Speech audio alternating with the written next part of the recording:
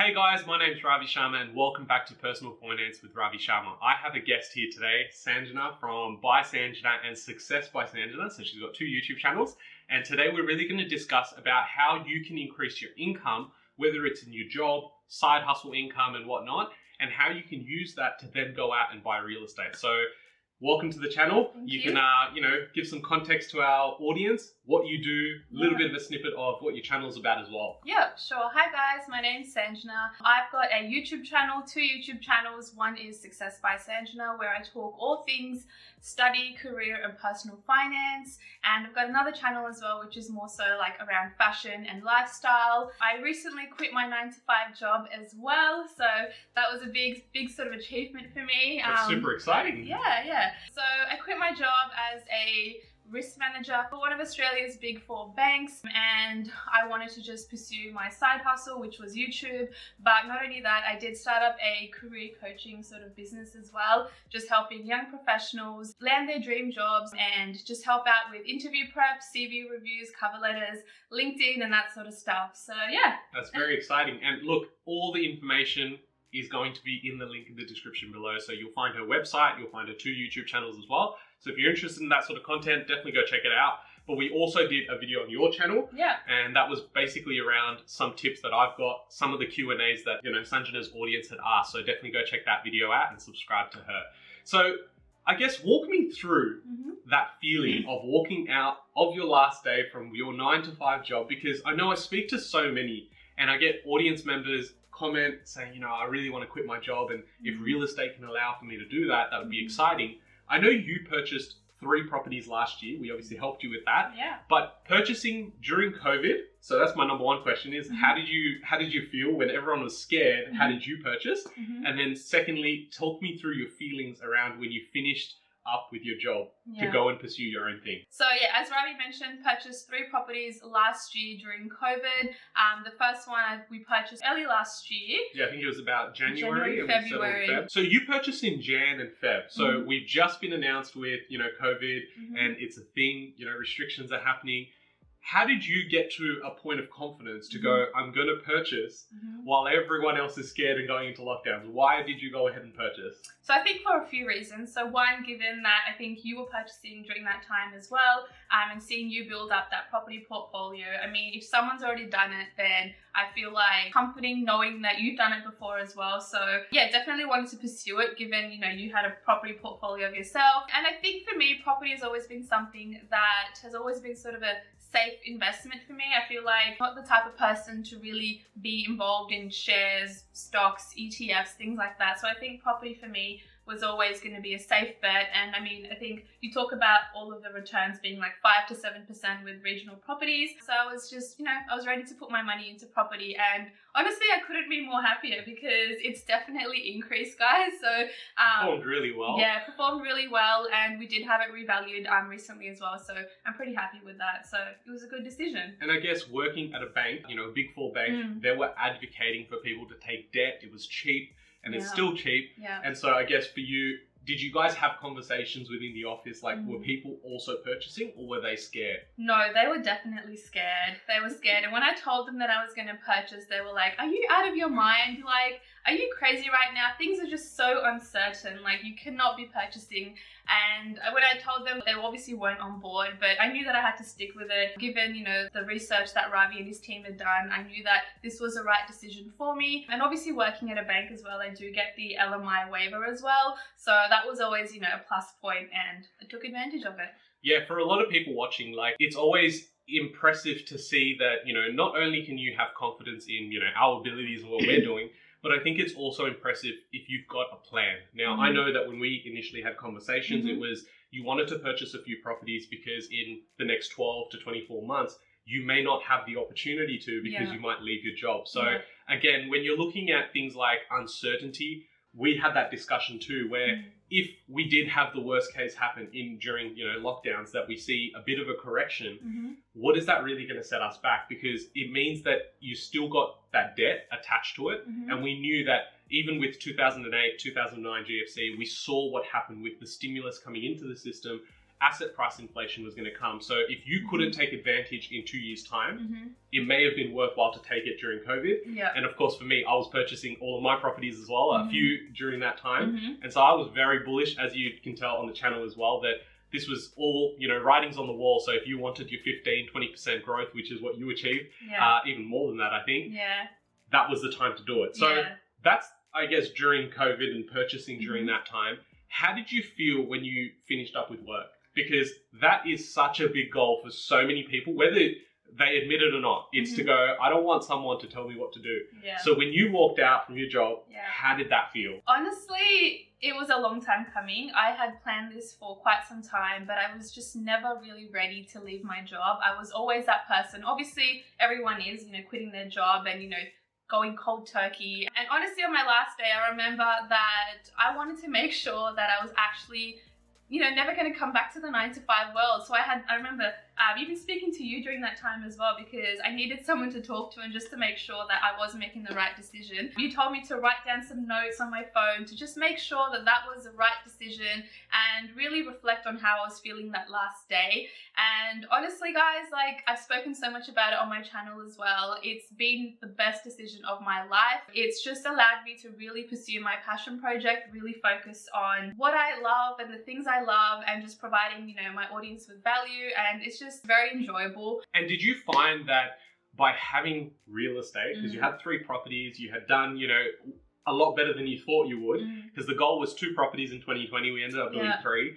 And it was going, because you had that in the background, did you feel a bit more confident when you left your job? Yeah, I think it was a bit of a safety net as well, knowing that I did have a bit of a backing, and I had pretty much ticked off a few things off my bucket list before I did decide to quit, because I know obviously once you do quit, it's a little bit harder to get a loan. You just need to wait a little bit longer. So I wanted to make sure that that was all done before I did quit. It was something that definitely had to be done before I quit, just to allow myself to feel a little bit more at ease as well, knowing I did have a bit of financial backing. I had, you know, purchased those assets. So something I say a lot on the channel, and it's great that we've got you on as well, because you can advocate for this, is when you actually go out and you test the boundaries of traditional thought process and people telling you not to quit your job and, you know, stay at your job. When you left, you're now pursuing something you're passionate about. You're doing your own consulting business. You've got 2 YouTube channels, which are now monetized as well.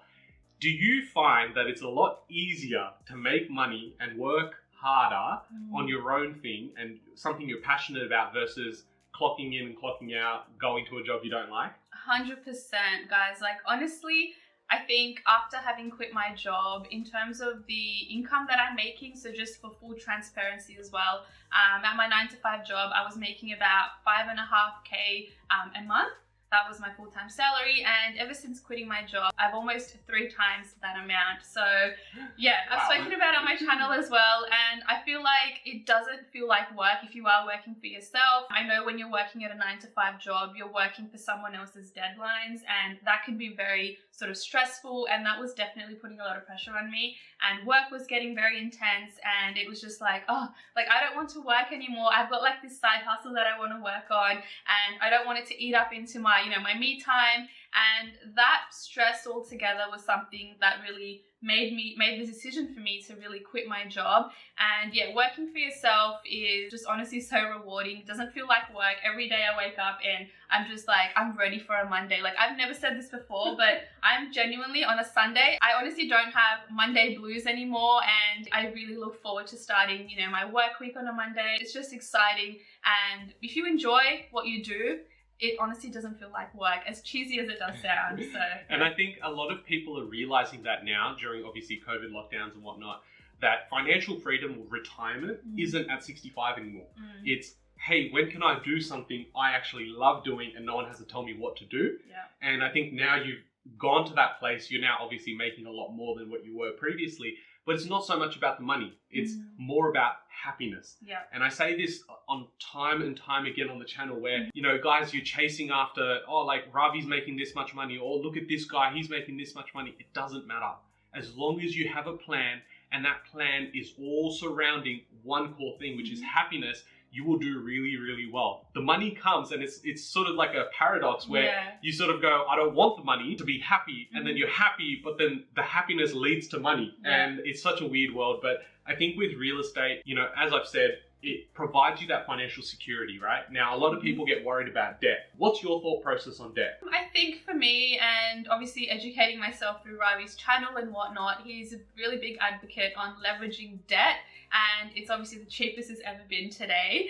You know, I've been watching your videos. So. And for me, honestly, given that it's so cheap and so affordable, I mean, if you've got the opportunity, I think you should really take advantage of it. I don't see why we can't, you know, play the system and just allow that debt to work for us and really leverage it. So that means for me to, you know, get another mortgage, get another loan, and really just extract the equity. Once that property has appreciated in value, then I'm going to be quick to, you know, extract that equity and, you know, purchase my second, my third property. And that's honestly what we did. So I have no sort of hesitation with, you know, getting more debt. And did you find it quite difficult? Because I know a lot of people do.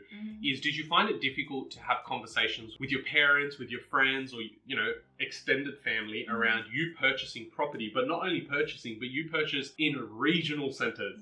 Did you find that conversation to be quite hard? Yes. So when I did tell my friends that I was purchasing a property, they were obviously very excited for me, and they said, oh, where in the city have you purchased? And I was like, in the city? No, I haven't purchased in the city. And they're like, oh, okay. And when I told them I purchased regionally, they just looked at me really weirdly with an awkward sort of, you know, response. And I told them that the numbers just honestly work so much better, you know, in regional property investment. And that worked well for my strategy and the strategy that we decided for me. And I feel like I didn't want to purchase obviously in the city because I couldn't afford it. And I didn't want to, you know, get this massive debt and this massive mortgage under my name. And and I think on that point, you know, when we're talking about cheap debt and leveraging and whatnot, it's always important to look at cash flow, right? So with your properties, they're positively cash flowed, and that allowed you to have that sort of confidence to go, I can take on the debt because I know the rent is being paid.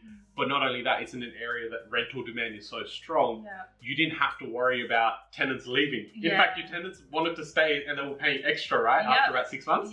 So yeah, you're definitely right. For me, because it is a positively cash flowed property, I don't need to put anything aside, you know, out of my pocket to pay for it. So it's just paying itself off. I don't need to worry about it.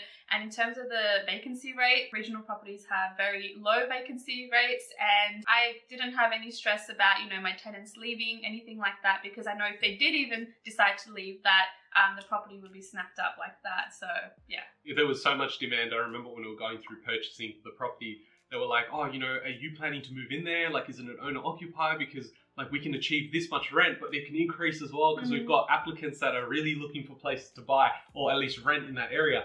And so I think that's a really big point. When you're having to purchase something in line with your strategy, it doesn't matter what other people think. It's their own traditional thinking that holds them back from doing something like this. So when you have the confidence and you've done the numbers, of course, in your case, you know, we work together on these properties, but even if you're doing it for yourself, get educated, right?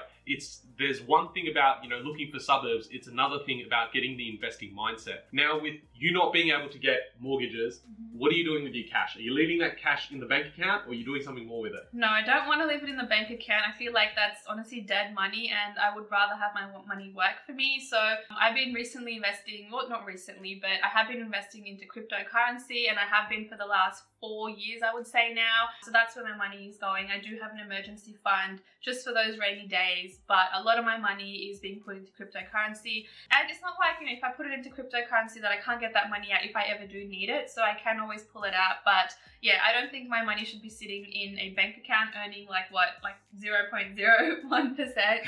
So I'm definitely looking into investing in crypto. So guys, that's all we have for today's episode. Thank you so much for joining us on another episode. If you are interested in finding out more about, you know, consulting, whether it's from someone who's, you know, just got that experience from Big Four banks, but you've also got that experience from Big Four consulting as well. So if you're interested in that, upgrading your financial literacy, or at least looking at your career prospects and how do you increase that, definitely go check out her channel, Success by Sanjna, which will be linked in the description below.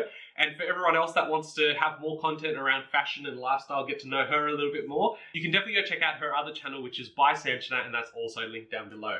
So thank you so much for coming on. Do you have a final 30-second message for my audience? I think if you are looking to, if you're working a 9-to-5 job and you're looking to maybe, quitting your job and working on something on the side, I suggest, as tempting as it is, don't leave your job, don't quit cold turkey. I think it's always important to have a backup plan and make sure you are feeling comfortable, you've got a bit of a safety net, be it with, property investing on the side, you've got some money on the side. But I think if you are looking to sort of quit, do it 100%, but make sure you've got a plan in place, you've got a strategy, and you're not flustered when you do make the decision. So all for quitting, but make sure you've got a plan. That's great. Great advice. Thank you so much. Thanks, Ravi. Thanks for having me. See you later, guys.